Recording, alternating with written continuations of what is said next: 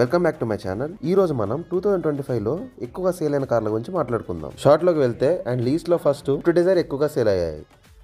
Second position లో Honda Creta ఉంది. Dzire తర్వాత ఎక్కువగా అమ్ముడుపోయిన కార్. థర్డ్ పొజిషన్ వచ్చేసి టాటా నెక్సాన్ ఉంది. హోండా క్రెటా తర్వాత నెక్స్ట్ పొజిషన్ ఇదే.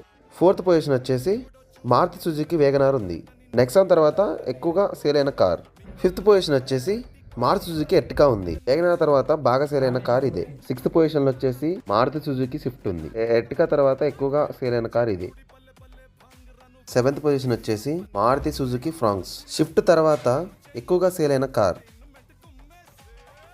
ఎయిత్ పొజిషన్ వచ్చేసి మహీంద్రా స్కార్పియో. ఫ్రాంక్స్ తర్వాత ఇది ఎక్కువగా సేల్ అయింది. నైన్త్ పొజిషన్ వచ్చేసి Maruti Suzuki Brezza. Mahindra Scorpio తర్వాత ఎక్కువగా సేల్ అయిన కార్.